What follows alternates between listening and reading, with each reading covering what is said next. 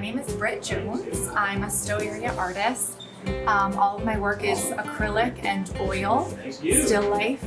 I like playing with a mix of color and shape. I've made art forever, like since high school, but in the past 5 years I've gotten way more into it and do it all the time. It's like how I find peace at the end of my day. I started more realistic with oils, then this style I kind of was experimenting a little bit with flatter images, and then that's kind of become my whole thing recently. Fruits, definitely kitchen theme, fruits and vegetables and bottles. I love collecting vases and bottles, and so I kind of just will find a little vignette of a vase or a bottle in my home and use that as my inspiration. Thank you. I am Kathy Sfera. I'm the owner of Kathy Sfera Photography. I mostly take local photographs of landscapes and nature and Stow. I've been taking pictures my whole life, but more seriously probably for the last 7 or 8 years. Sometimes I'll go out with a specific objective in mind. Other times I'll just go somewhere beautiful and see what I see, what catches my eye. Well, I do a lot of abstract photography, so I'm often looking for a scene that I think I can do a nice abstract photograph of. I like taking pictures of trees. Sometimes I'll see a plant and maybe the light is striking it a certain way. I'll take a photograph of it. I love taking pictures of the ocean, sort of endlessly interesting. That requires a little travel from Stow, but we just live in such a beautiful place here in Stow, and I love being outdoors, photographing. It's my passion. You know, I had a man come up to me this morning and he said, I live here in Stow and I don't really see the beauty every day, and you showed me the beauty of what there is in Stow, so thank you. And that was really touching. Thank you. My name is Courtney Brecha. I do a combination of a lot of media, make wooden cutouts that I paint, make sock dolls, I make monoprints with a gelatin plate, draw, paint either in the monoprinting or on wooden cutouts. I can't choose. I enjoy exploring each medium that I work with and finding what's difficult or there's different moods too. I mean, working with power tools is one kind of method, but working by hand, if I'm hand sewing or drawing is a much quieter pastime. Knitting is pretty meditative. I enjoy the process though of whatever I'm working in of having something come up. What is the personality? What is the creature? Or what is the scene and the mood of the scene if I'm doing a landscape? So the creative process of imagining and letting that just run away on its own. I mean, not run away from me, but run on and let me know what it is.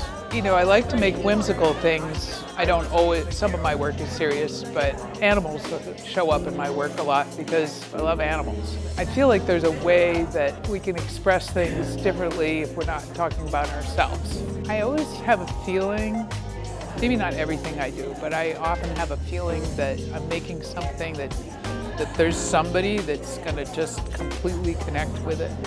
But I often don't know who that is.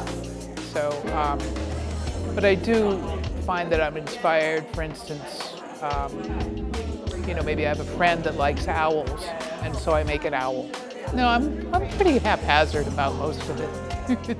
It's really fun, because it's really about being playful and hopefully just sharing that with other people, the playfulness.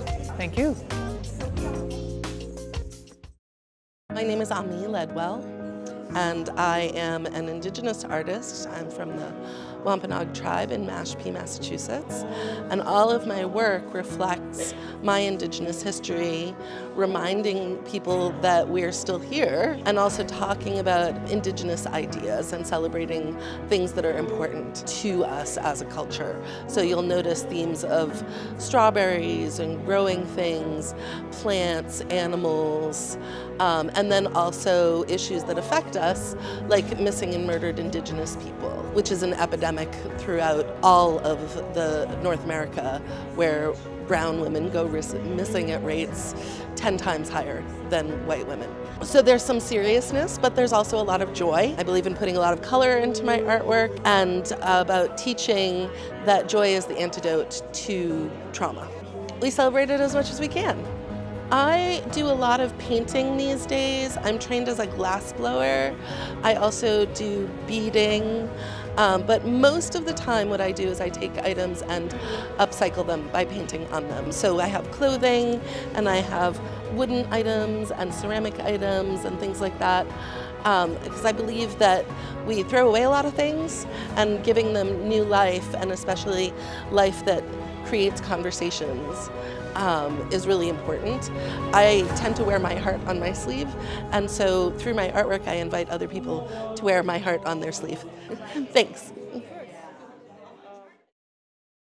My name, I'm Charlie Streff. I live here in Stow, and I've been painting regularly for about the past 7 years. I do acrylics, paint whatever strikes me here. When it has a message to me, I try and paint it, and sometimes as I'm painting, the message changes. My artwork speaks back to me, and I think when people buy some of my artwork, whether it's in cards or posters or the originals, it's saying something to them as well. So it's a conversation I'm having with people I don't know. But I'm so glad when somebody likes something I've done and it says something to them. I was attracted to this painting over here of the man in the boat. My wife had had been diagnosed with Alzheimer's, and I didn't know where this was going to lead us, so the boat kind of just doesn't know where it's going or what it's going to be. But my wife loved flowers, so put as many colors, as many flowers as I could. I get a lot of nature photography from a friend who does photography in California, but he sends me a lot of pictures. And people who travel will send me photos, and some of it inspires me, and I'll take right off with it. I paint to get something off my chest, out of my heart, and I'm just glad when somebody else appreciates it and it says something to them. So I'm painting, I think, primarily for myself. It keeps me sane. Well, sane as I am. I think all of us have some creativity. It's a matter of letting that creativity express itself in whatever it is. Some people like to cook, some people like to take photographs or videos, some people like music. Whatever you have inside, let it out and let other people share in it. We're all in this together. Okay, take care.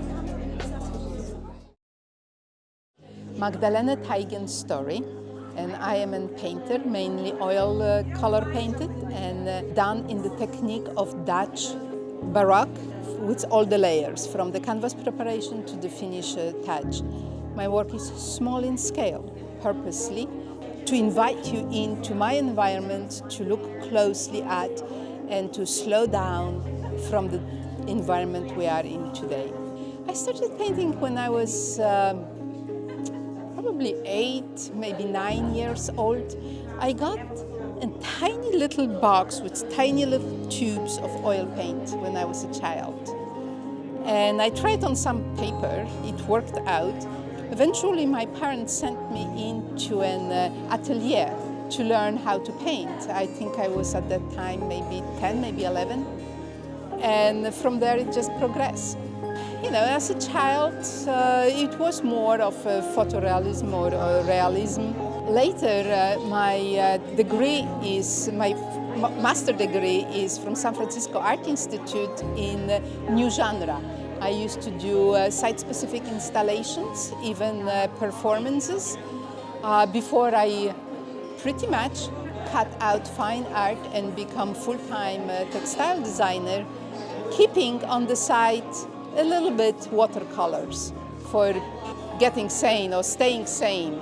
I've been fortunate enough, I have a degree in fine arts. I've been very fortunate and kept doing art through my entire life and actually making a living out of it. Not maybe in the form it is behind me, but I have been a textile artist, a textile designer through my working career.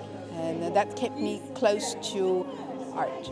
And then when I retired a couple of years ago, I went back into oil paintings. I don't think I ever think about who is the art designed for before maybe on the end. I work together with frames, so it looks together, and I think at that point maybe the customer comes into a picture, but the artwork is for me. I do enjoy painting, and if somebody comes by and happens, then they like it. Love it. Double love.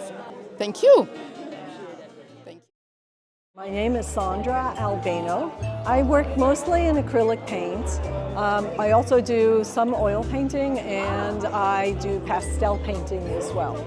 I paint from my own photographs. When I have permission from others, I'll paint from their photographs. For example, I have 2 paintings I've done of horses from Cairo Spring Farm, which is just down the road. And Leslie Bell, who owns the farm, has given me permission to paint her horses and from pictures of her horses, which is great. Sometimes I do plein air. Sometimes I'm out there doing, but the weather has to be such that I'm not getting eaten alive by mosquitoes. So a little bit of, all of the above.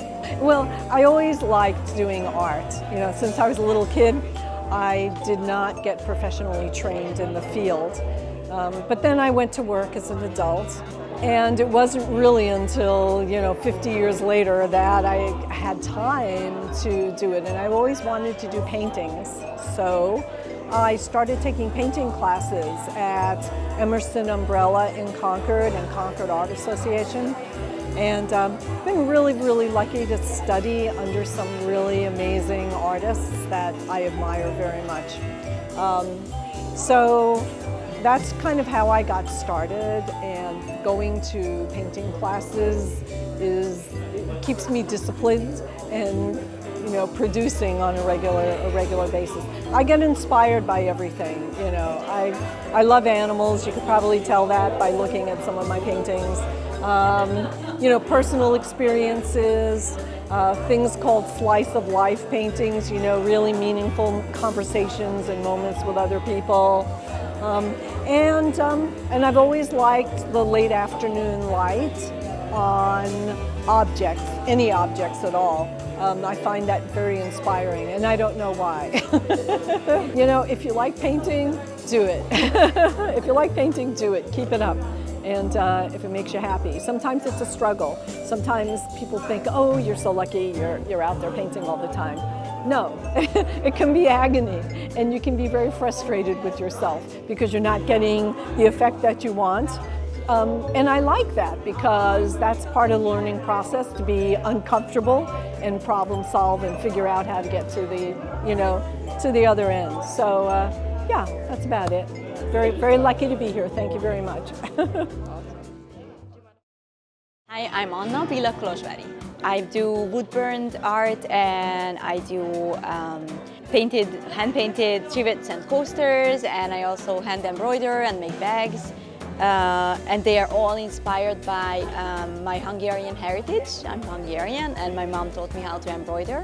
I started making little gifts, like little trivets, little mugs, stuff like that for family members. And then I realized that I really enjoy doing it, and it relaxes me.